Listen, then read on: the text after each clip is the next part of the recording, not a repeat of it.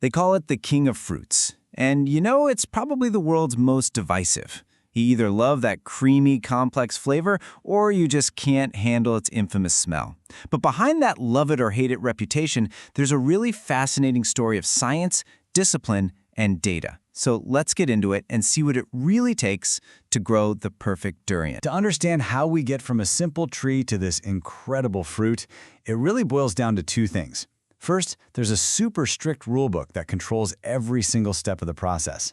And second, there's the hard data that helps farmers deal with the one thing they just can't control, the weather. So let's start with that rulebook. We're heading to Vietnam, one of the world's biggest durian producers. And there, the top farmers follow this incredibly comprehensive standard to guarantee both quality and safety. It's called VietGAP. So VietGAP is basically a set of really detailed guidelines that covers, and I mean everything, from the soil all the way to the store shelf. The goals? They're pretty straightforward, but also really ambitious. Make fruit that's always high quality, totally safe to eat, and can be traced all the way back to the exact piece of land it came from. And that last part is absolutely crucial for building trust, both at home and in tough international markets. Okay, so at its heart, what's this whole rulebook about? It's all about managing risk. The entire system, every rule, is designed to find and control any potential hazard that could possibly mess with the safety or the quality of the fruit. The rulebook breaks down these hazards into three main types. First up, you've got chemical hazards. Think pesticide residue or heavy metals in the soil. Then there are biological hazards, nasty stuff like E. coli or other microbes. And finally, physical hazards. Anything from a tiny piece of glass to a shred of plastic. The goal of VietGAP is to stamp out all three. And how do farmers actually do that? Well, it's not by guessing. They use this constant cycle of improvement. It all starts with identifying every possible thing that could go wrong, but it doesn't stop there. They have to figure out how big the risk is, put a control in place, and, this is key, constantly review and update their plan. It's a living system, not some checklist you do once and then forget about. Now this is what that control looks like in the real world. On the left, you see a dedicated, locked shed just for pesticides. That makes sure they can't contaminate anything else. Then on the right, you've got a super clear warning sign, skull and crossbones and all, letting everybody know that an area has just been treated. Every single action is deliberate, it's controlled, and it's documented. Control is one huge piece of the puzzle.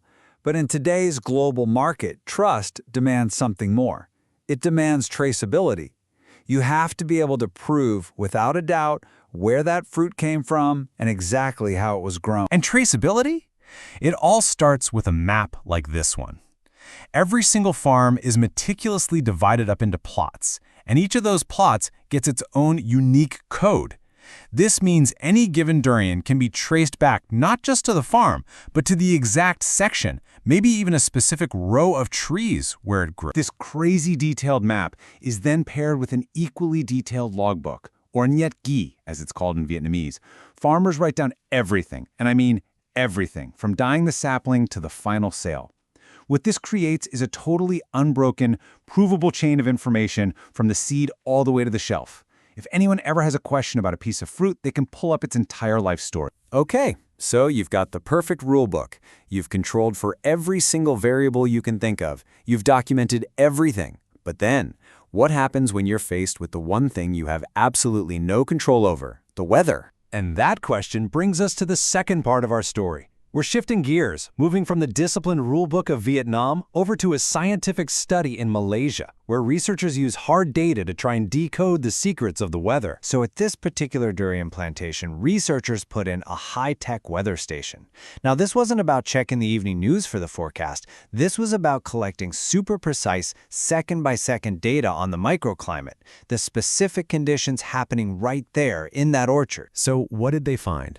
Well, the data started to reveal some really fascinating and sometimes kind of counterintuitive patterns that turned out to be the key to getting a huge harvest of durian.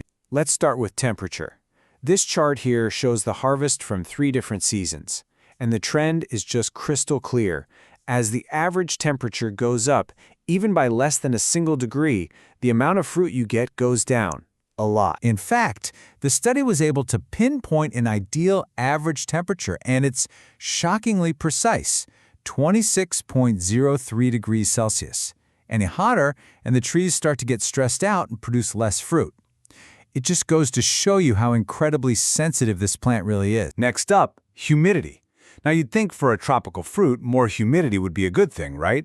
Well, the data showed that higher humidity was actually linked to a lower harvest.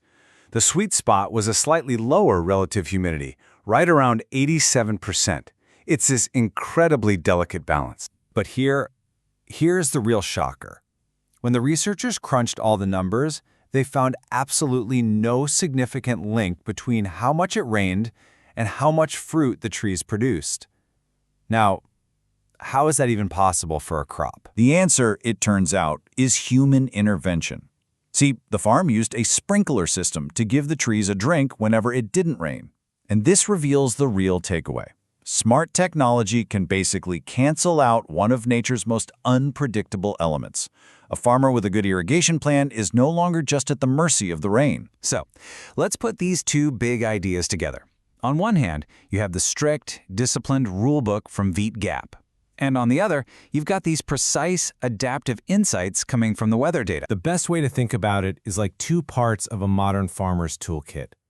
The Veit Gap rulebook, that tells the farmer what to do, the strict procedures for safety and quality.